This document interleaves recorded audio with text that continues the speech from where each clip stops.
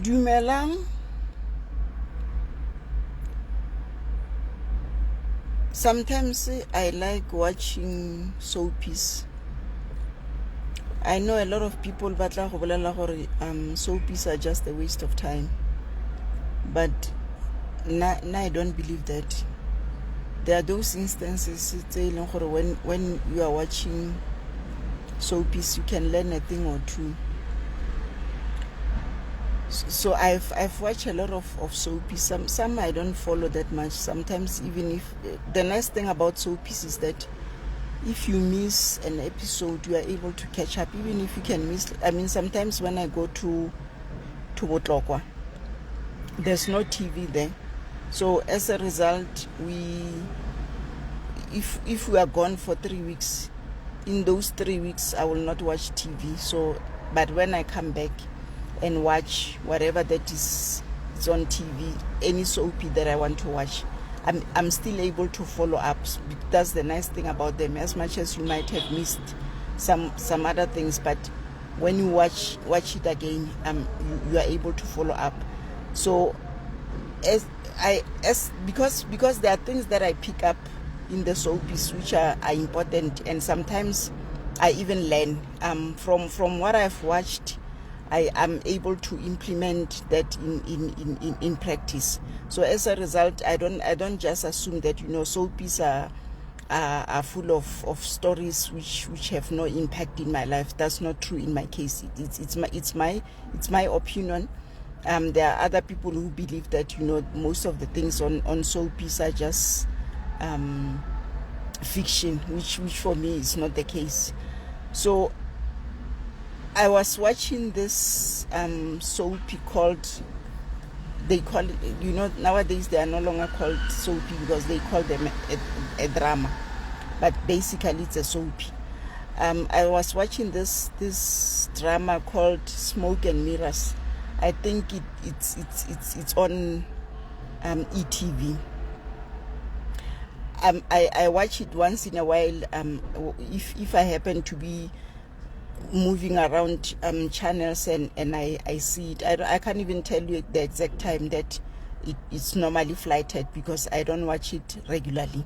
But then I know there's a repeat on Saturdays around between 10 and 12. I can't remember the exact time. So once in a while, while switching through channels, I will see it and watch it. So what is interesting about it is that there's a lot of boloi in it. Those people believe in witchcraft, because one of the characters in that I think about three people in that drama, they practice witchcraft. They do sacrifices with people, and as a result, there's a lot of witchcraft in that drama. I came across this one. There's one guy called Caesar. The role of that person is played by Shomla. It used to be played by this other guy. I can't remember what is his name, but he was acting on the Queen at some stage. So the role was played by him before Shomla took over from him. So Shomla is married to this woman, and the reason why this woman agreed to marry Caesar is because she was suspecting that he has killed the sister or something like that. So as a result, she then decided to marry him so that she can get close to him and find out the truth. So at this moment in time, this person, now this woman who's married to Caesar, she was seeing her sister who has passed on. And the sister, every time when he's with the husband, the sister will show up, and then she will get hysterical and things like that. So as a result, she ended up being getting a breakdown at a mall because she was seeing this person, and then she was talking to her, and people were taking videos of her at that moment, and then as a result, it looked like she was mad. She has this relative, that woman is not really the mother, but when she came to that place where she's currently staying, this woman accepted her and treated her like her daughter. But she's not the biological daughter of this woman. That woman is it's some sort of a sangoma, and she can see a lot of things. She was also kidnapped by the husband at one stage when they were performing a ritual or up with the other lady who was, I'm not sure how are they related, but then they, during that time, they also kidnapped this woman who's now the adopted mother of this woman who's married to Caesar. So now, because the woman, because of her gift, she can see that Caesar is up to no good, and she doesn't want this woman to continue the marriage.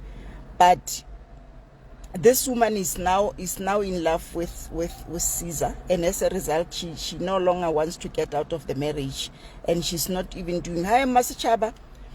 She's not even prepared to listen to anybody who says to her that, you know, Caesar it's a bad person.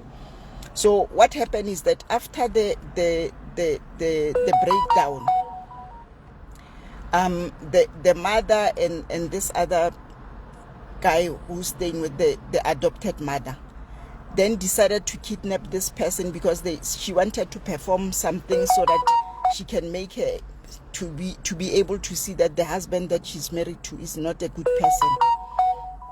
But then after that, the husband came and fetched this woman, and now he's refusing them access to this woman. They are not allowed to come and see her. He has decided that they are no longer allowed to come and see her. As much as they feel that, you know, she's in danger, they can't do anything because this is the husband that is talking, that is saying all these things. So it made me think to say that, do we ever think about those moments when we no longer have the power to say that this is what I want to be done, in a case whereby I cannot be able to make a decision on my own? And I'm asking this question especially in relation to those instances whereby you, as the wife or the husband, you are not getting along with your in-laws for whatever reason. You know, sometimes it's just that the in-laws do not like, they may not like you, but there are those instances whereby the reason the in-laws do not like you is because you are not a good person, and therefore that's the reason why they don't like you. So I was thinking that in a case whereby you are married to this person who does not get along with your family, and you become incapacitated, and this person now does not allow your family to come and see you because whatever that he or she is doing, he or she knows that they are not going to agree with what they are doing to you. So as a result, that will be the reason why they don't allow your family to come and see you, because they are afraid that if your family see you in a particular state, they will then take action. So I was thinking that maybe what is very important, which is something that we may not even think about, is to have a living will. Because a living will will have instructions as to what is it that you want to see happening in a case whereby you are incapacitated, and somebody else has to make a decision on your behalf. and that decision has to be made may not be in your best interest. So as a result, as a person, especially in those instances whereby you know that the person that you are married to is not a good person. I mean, we know we'll be sitting in marriages that we know that, this marriage under normal circumstances I should have left, but for some reasons you are still stuck in that marriage. And you are thinking that someday things are going to be changing, or maybe in some instances some people who are sitting in those marriages is because they know that once they leave that marriage, then they are going to struggle to make ends meet. So in those instances, a person is sitting in that marriage only because they know that they are going to suffer once they leave. So in those instances whereby you know that this person that I'm married to is not a good person, and should anything happen to me, while should I be sick or incapacitated, this person is going to refuse my family access to me. What do you do in that instance?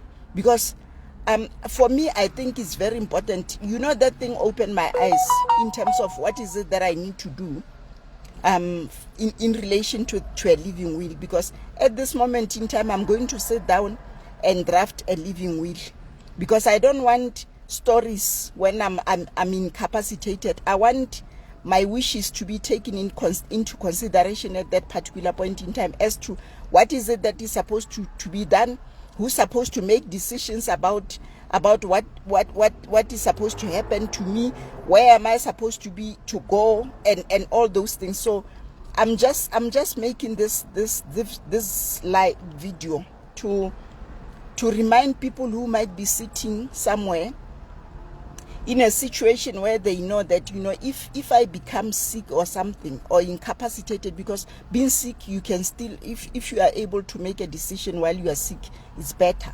But in a case whereby you are incapacitated, what happens in that case? So I am going to draft my living will, specifically to make sure that when something if it should happen that I become incapacitated, then my wishes will be taken into consideration, not somebody else's wishes, because it's me who has to know exactly what is it that I want to see happening when I'm in that state. So I just wanted to share this information for people who might be sitting somewhere and not thinking about these things, because sometimes we, like for instance, for me, it only dwelled on me after watching that episode, to see that it's very important that you need to have a living will, so that you are not torn between this person that you are married to and your family, because people can just be evil in your worst times. It's either the family members or even the person that you are married to. So as a result, you need to make sure that your wishes are taken care of while you are in a state whereby you can make a decision as to what is it that is supposed to happen. So for me, I'm going to definitely draft that living will. I'll draft it myself. I have a friend of mine who used to be an attorney, then she became an advocate. At this moment in time, she's acting as a magistrate. So normally, if I have something that I want, which is which needs a legal opinion, I use her services. She doesn't mind looking at my documents and advising me further as to whether what I've written makes sense or not, and then she will advise me accordingly. So I'm definitely going to do that. So anybody who's watching this, if it might be advisable for you to think about a living will, especially in those instances whereby you know that your partner as well as your family do not get along, because things can get nasty during those moments when you can make a decision for yourself. So basically that's the reason why I wanted to do this video. Lastly, in terms of your normal will, you know, sometimes I overthink things. You know, my mind can run wild. In most instances, while I'm sitting, I'll be thinking about this, and even situations around me influences the way I think, the way I perceive life, and things like that. So as a result, I was looking at those people who have passed on, and they have left a lump sum to their kids.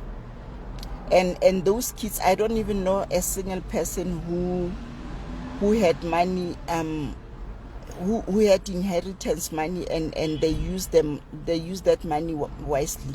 In most instances, those people will use that money within a year. The money will be gone, because they get a lump sum, and that's the biggest problem. That lump sum it's a problem, because we leave a lump sum to these people who in some instances have never seen even 100,000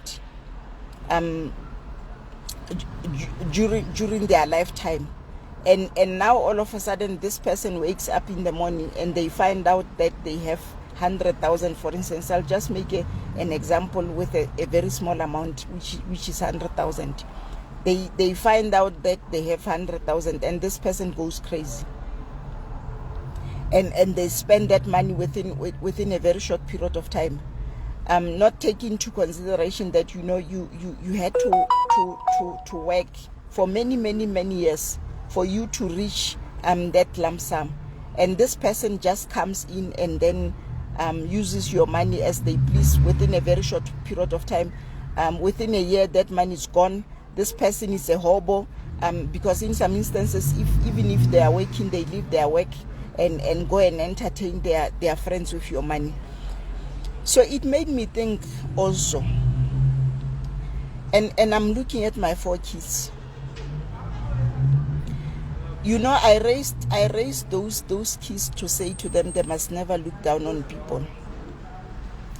But what I've realized is that me saying that, they thought, you know, it's a way for them to be used by other people, because I've looked at all 4 of them. In most instances, their friends are using them, including the parents of their friends, because in some instances you may find that Rakadi, for instance, will be friends with so and so, and then what will happen is that in most instances this child will want to go somewhere, and then because Rakadi is also going to the same place, the parent then takes a back seat, and then you have to make sure that, you know, there's a car that takes them, that you go and fetch this person from somewhere, not even from around where you are staying. You go and fetch this person from somewhere.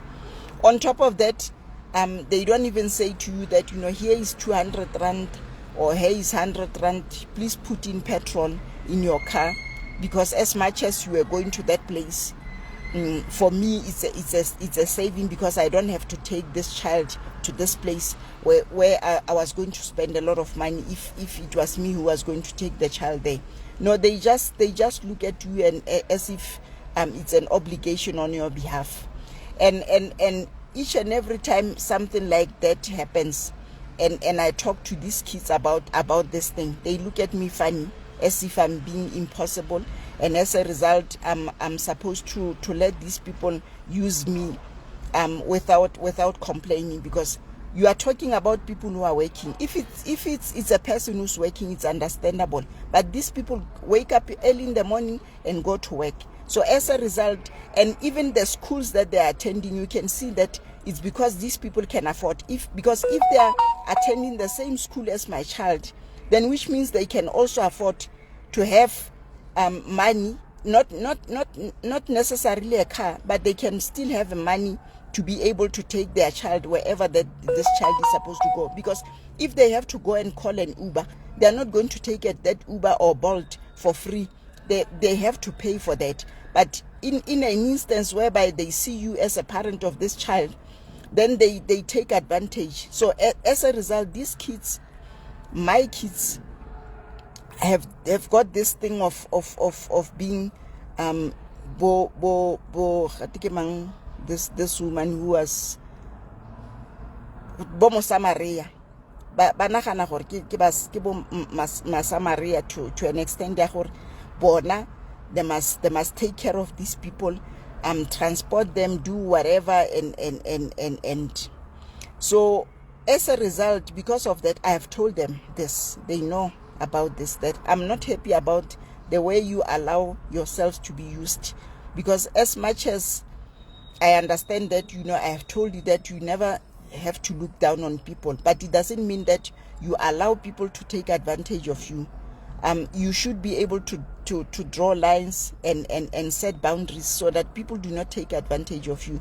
So high level, as a result, I think I need to come up with a will whereby I'm going to, instead of allowing these people to get a lump sum, I want to draw up a will whereby I give them 1/3 of the money that they are supposed to get, and then whatever that is remaining, then they divide it over 10 years, so that this money can last them for 10 years. I mean, even if it can end up being 5,000 rand per month, for instance, if a person has to get 5,000 rand for the next 10 years, I think during that 10-year period, there will be somewhere where this person wakes up and says that, you know what, now I need to take responsibility about this money, and as a result, they will no longer continue misusing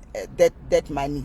They will sit down and think about how best they can utilize that money going forward, because at least they'll have a salary each and every month for the next 10 years, instead of having a lump sum which they are going to squash within a very short period of time, and then it's gone. Some might say that, if you are getting so little money per month, then you are not going to be able to do a lot of things. No. They will go and do a lot of things with their own money. If you want to go and do a lot of things, go and work and do a lot of things with your own money. My money is just to assist you to cover the basics. So if it's 5,000 rand a month, that's okay, because it will cover the basics. The rest of the stuff you can do it yourself. I don't have to give you a lump sum and then you go and waste it, and then after a few months you are broke, you don't even have a cent. So it's better for me to make a decision on their behalf and make sure that I make them responsible, because I believe that if each and every parent can do this,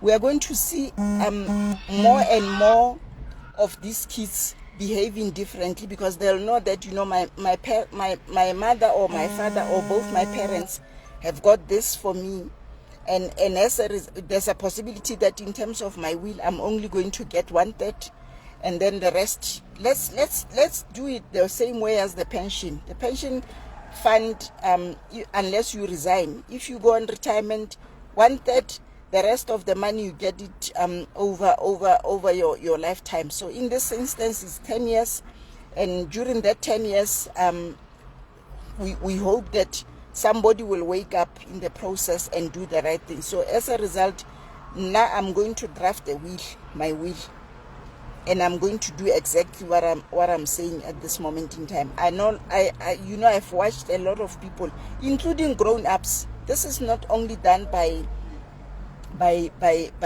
kids. I've seen grown-ups who have done this. There are people who were married before and their husbands passed on, and at this moment in time, the husband has not even passed on for more than 10 years. That person doesn't even have a cent of that money. The only thing that they are getting at this moment in time is the monthly pension. The lump sum is gone, completely gone. They met other men who were enticing them, and in the process, trick them into giving them money, and as a result, this person no longer has a single cent. The only thing that is remaining is the pension money. And in some instances, they did this while their kids were still very young, allow themselves to be tricked by men. And I'm not talking about women who are still in their 30s and 40s. You even talk about women who are in their 50s. You know, sometimes being in love, when they say, what does this? But love is a fooling. It's a losing game, played by fools. It's true. When you are in love, you become a fool. You lose all senses of